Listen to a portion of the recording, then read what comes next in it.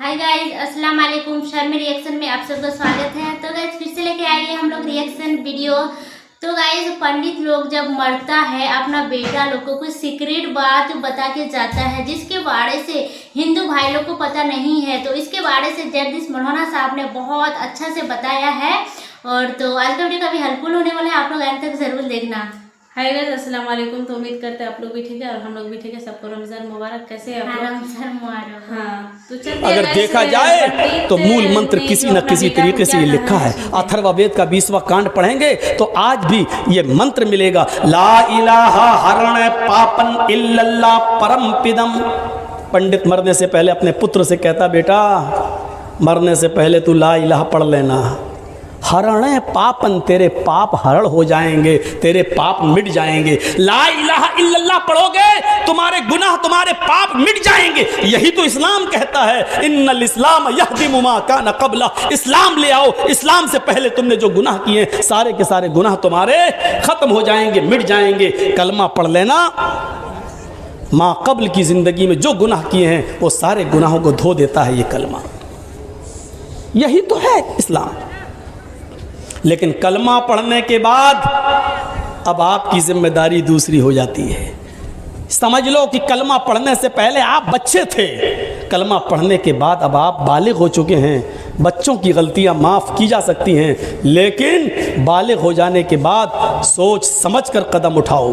कभी आपने देखा है जब आपका बच्चा नर्सरी में पढ़ता है, एलकेजी में पढ़ता है, यूकेजी में पढ़ता है, फिर फर्स्ट में आता है, तो आप नज़र डालिए आपके स्कूल का मैनेजमेंट उस बच्चे के हाथ में उसकी टीचर पेंसिल दे देती है मसाले वाली और साथ में रेजर देती है। बच्चा लिखता है, गलती करता है, टीचर मिटाती है और मिटवाती है। बच्चा फिर गलती करता है, फिर उसको मिटवाया जाता है। उसके हाथ में कलम नहीं दिया जाता, पेन नहीं दिया जाता, पेंसिल दी जाती है। LKG, UKG, first, second, third, fourth, 5, 5 तक वो पेंसिल से लिखता है और गलती करता है, रेजर से मिटाता है। लेकिन 5th के बाद जब वो 6 में आ जाता है तो उसके हाथ में कलम पेन दे दिया जाता है और रेजर उसके हाथ में नहीं दी जाती है। अब वो बच्चा 6 क्लास से फिर इंटर तक बीए और एमए और पीए फिर आगे जितना भी पढ़ता है उसके हाथ में पेन होता है, रेजर नहीं होता है। क्योंकि अब स्कूल का मैनेजमेंट इस बात की तरफ इशारा कर रहा है कि अब तुम 6 क्लास में आ चुके हो, तुम्हारी उम्र 11-12 साल की से ऊपर जा चुकी है। अब तुम बच्चे नहीं रहे, जब बच्चे थे तो तुम्हारी गलतियां मिटाई जाती थी। अब सोच समझ कर लिखना, क्योंकि तुम बड़े हो चुके हो, 6 में आ चुके हो। अब अगर गलती करोगे तो ये गलती को मिटाने के लिए रेजर तुम्हें नहीं मिलेगा। मेरे भाइयों, यही इस्लाम का उसूल और ज़ाब्ता है। इस्लाम से पहले तुमने जानने अनजाने में जो भी गुनाह किए हैं वो माफ कर दिए जाएंगे, मिटा दिए जाएंगे। लेकिन इस्लाम लाने के बाद, कलमा पढ़ने के बाद गोया कि पेंसिल का जमाना तुम्हारा खत्म हो चुका है। अब पेन तुम्हारे हाथ में दे दिया गया है, कलम तुम्हारे हाथ में दे दिया गया है। ला इलाहा इल्लल्लाह का इकरार तुमने किया है, अल्लाह के अलावा कोई माबूद नहीं, इस तौहीद का इकरार किया है तुमने। ला इलाहा बड़ी वुसात रखता है अपने अंदर, और पहले तमाम माबूदाने बातिला का इनकार, उसके बाद लफ्ज इल्लल्लाह कहकर एक अल्लाह का इकरार बहुत कुछ सिखाता है हमें, बहुत कुछ सिखाता है। और ये बहुत कुछ हमें अंदर से झंझोड़ता भी है कि सुनो, और गुनाह अगर करोगे तो माफ किए जा सकते हैं, लेकिन ला इलाहा इल्लल्लाह जो पढ़ रहे हो इसके साथ समझौता बर्दाश्त नहीं किया जाएगा। इन्नल्लाह ला यग़फिरु अन युश्रका बिही व यग़फिरु मा दूना ज़ालिक। शिर्क करोगे तो हम माफ नहीं करेंगे। अल्लाह के अलावा किसी गैर के सामने सर झुकाओगे तो हम माफ नहीं करेंगे। अल्लाह के अलावा किसी और को अपना माबूद समझोगे तो हम माफ नहीं करेंगे। इसके अलावा जो भी तुम गुनाह करते हो, मैं गफूर रहीम हूँ, तुम्हें माफ़ करने का हक रखता हूँ। मेरे प्यारे साथियों, इस्लाम लाने के बाद गोया कि कलम हमारे हाथ में है, पेन हमारे हाथ में है। जो भी कदम उठाना है सोच समझ के उठाना है। शराब की बोतल उठाने से पहले सोच लेना इस्लाम ने शराब के लिए कौन सी बाउंड्री मुतय्यन कर दी है। चोरी करने से पहले सोच लेना कि इस्लाम ने चोरी के लिए और चोरी करने के बाद कौन सी बाउंड्री मुतय्यन कर रखी है। मैंने इसीलिए आज जब ख्वातीन लेडीज में हमारा प्रोग्राम था तो मैंने तमहीद बांधी थी इसी बात की यही बात कहना चाह रहा था और बताया था कि इस्लाम इज्म नहीं है, मज़हब है। इस्लाम ने बाउंड्री मुतय्यन की है। कबड्डी कभी खेली है आपने? देखी तो होगी। एक पाली होती है, उसके अंदर लाइन, आप इस तरफ हैं महफूज हैं, उस तरफ दूसरी टीम उस तरफ है महफूज है। अगर वहाँ के किसी आदमी ने इस लाइन को क्रॉस करके आपके अंदर घुस गया, लाइन क्रॉस करके आपकी एरिया में आ गया कबड्डी कबड्डी कहते हुए, तो आपको पूरा इख्तियार है कि आप उसको पकड़ सकते हैं, आप उसको खींच सकते हैं, आप उसको अरेस्ट कर सकते हैं, क्योंकि उसने अपनी बाउंड्री क्रॉस कर दी, अपनी सीमा को क्रॉस कर दिया।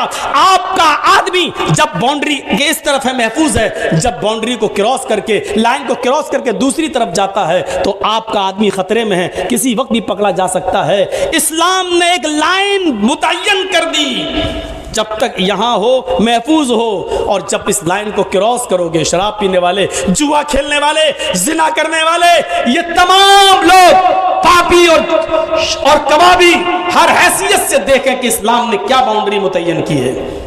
दूसरे मजहब को आप पढ़ेंगे तो हिंदू धर्म में साफ लिखा हुआ है कि जुआ खेलोगे तो भैंस का जन्म होगा। वहाँ आवागमन है, पुनर्जन्म बहुत बाद में है, पहले आवागमन है। एक इस आदमी की रूह कई, उनके यहाँ 7 जन्म माने जाते हैं, लेकिन गुनाह की एक लिस्ट बनी हुई है। जुआ खेलोगे तो भैंस का जन्म होगा, रिश्वत खाओगे तो कुत्ते का जन्म होगा, चोरी करोगे तो बिल्ली का जन्म होगा, किसी लड़की पर गलत नज़र डालकर देखोगे तो अगला जन्म लड़की का होगा। मनुस्मृति का 12वां अध्याय पूरा पढ़ जाइए, आपको पूरी एक लिस्ट मिल जाएगी। उसमें तो यहाँ तक लिखा है, ये करोगे तो आलू बनोगे, ये करोगे तो चावल बनोगे, ये करोगे तो हरा धनिया बनोगे, ये करोगे तो बैगन बनोगे, ये करोगे तो करेला बनोगे। एक एक जुर्म की सज़ा लिखी हुई है। अब उतनी हमें याद थोड़ी हैं। 4 चीज़ें हमें याद थी जो अपने दिमाग में रखे हुए हैं। जुआ खेलोगे तो भैंस का जन्म होगा, रिश्वत खाओगे तो कुत्ते का जन्म होगा, चोरी करोगे तो बिल्ली का जन्म होगा, और किसी लड़की पर गलत नज़र डालोगे तो अगला जन्म तुम्हारा भी लड़की का होगा। थोड़ी देर के लिए अगर अक्ल पर जोर लगाया जाए तो इन चीज़ों को मानने के बाद ये धर्म बैनुल अक़वामी धर्म नहीं रह जाता है। सोचो, जुआ खेलने के बाद ना भैंस का जन्म होगा, इसका मतलब क्या हुआ? इसका मतलब साफ है कि दुनिया में जितनी भैंसें दिखाई दे रही हैं ये सब पहले इंसान थे। अगर मतलब निकाला जाए तो यही तो मतलब निकलेगा, ये सब पहले इंसान थे, इन्होंने जुआ खेला होगा तब भैंस का जन्म हुआ है। और इसका मफ़हूम मुखालिफ निकालिए, अगर दुनिया में कोई आदमी जुआ ही ना खेले तो इसका मतलब क्या हुआ? भैंस पैदा ही नहीं होगी, भैंस का जन्म ही नहीं होगा। और जब भैंस का जन्म नहीं होगा तो इसका मतलब दूध नहीं मिलेगा, घी नहीं मिलेगा, दही नहीं मिलेगा, मट्ठा नहीं मिलेगा, बटर नहीं मिलेगा। तो सीधे सीधे मतलब क्या हुआ? ये सारी नेमतें खाना है तो जुआ खेलो, ये सीधा मतलब है। ये सारी नेमतें अगर इस्तेमाल करना है तो जुआ खेलो। भारत में ही बोलता हूँ, कई बार कई जलसों में और यूपी वगैरह में भी जहाँ शुद्ध दूसरों की पार्टी है, शुद्ध मैं कह रहा हूँ, शुद्ध को आप अच्छी तरह समझ रहे होंगे, लेकिन कोई ऑब्जेक्शन नहीं कर सका। अब आप अंदाज़ा लगाइए इसका मतलब क्या हुआ? यानी ये नेमतें हमें किसी पाप के नतीजे में मिल रही हैं। सब रिश्वत खाओगे तो कुत्ते का जन्म होगा, बड़ा अजीब मसला हो गया। और कुत्ते भी 2 किस्म के, एक तो रोडों पे घूमते हैं और एक वो होते हैं जो बहुत स्पेशल वैरायटी के होते हैं, जो एसी गाड़ियों में बैठते हैं। तो इसका मतलब ये है कि रिश्वत भी 2 किस्म की होगी। एक तो रिश्वत वो हुई जो सड़क पर 100 रुपये लेके 50 रुपये लेके छोड़ दिया जाता है ट्रक को, और एक रिश्वत वो होती है जो विजय माल्या ने की है। एक रिश्वत वो होती है जो करोड़ों का चूना लगाया जाता है और हेर फेर कर दी जाती है। इसका मतलब ये हुआ कि जो छोटी रिश्वत खाता है वो सड़क वाला कुत्ता बनता है, और जो बड़ी रिश्वतें खाता है वो मरने के बाद उस कुत्ते का जन्म होता है जो एसी गाड़ियों में घूमता है, और जिसको 18-20 साल की लड़कियां अपनी गोद में बुला के चुम्मी लेती, पप्पी, स्वीटी, लवली, और चूमती। यानी कुत्ता बनने के बाद भी वो बेचारा खुश है कि एसी गाड़ी में घूम रहा है। चोरी करोगे तो बिल्ली का जन्म होगा। अरे जर्जी साहब ने चोरी की, कम से कम पुलिस ने पकड़ लिया, जेल में तो डाल दिया। जब तक हम जेल के अंदर हैं, हम बंद तो हैं, लोग महफूज तो हैं हमसे। लेकिन बताओ, अगर अल्लाह ने, ईश्वर ने अगर उसको चोरी की जुर्म में बिल्ली बना दिया, तो इसका मतलब बिल्ली बनाने वाली सज़ा भी सही सज़ा नहीं लग रही है। क्योंकि इंसान चोरी करता है, पुलिस बंद कर देती है, तो कम से कम जब तक बंद है चोरी नहीं करेगा। लेकिन बिल्ली बना दिया तो कौन सा आपने बड़ा काम कर दिया। इसका मतलब अल्लाह की ये सज़ा, ईश्वर की सज़ा ज़्यादा मजबूत नहीं है। जब इंसान था तो लोगों का माल चुराया करता था, जब उसको बिल्ली बना दिया तो अब भी किसी का कबूतर, किसी का मुर्गा खा रहा है, किसी के मुर्गी के बच्चों पे हमला कर रहा है, तो अभी भी तो उसकी चोरी बरकरार है। तो इसका मतलब ये सज़ा बहुत मजबूत नहीं है। किसी लड़की को देखोगे तो अगला जन्म लड़की का होगा।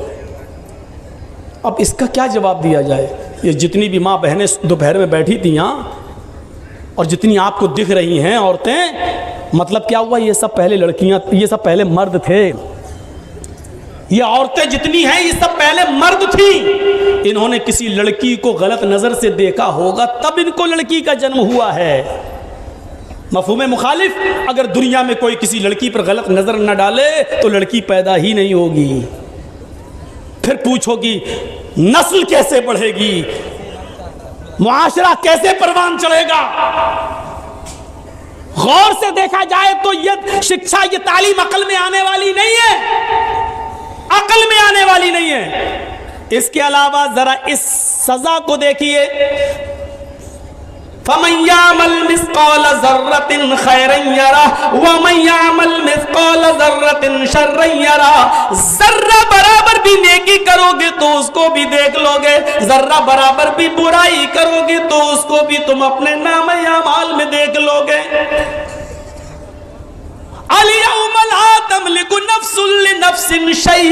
आज के दिन कोई नफ्स किसी नफ्स की मालिक नहीं है। आज के दिन तो सारे मामलात अल्लाह के इख्तियार में हैं। वल अम्रु यौमइज़िन लिल्लाह।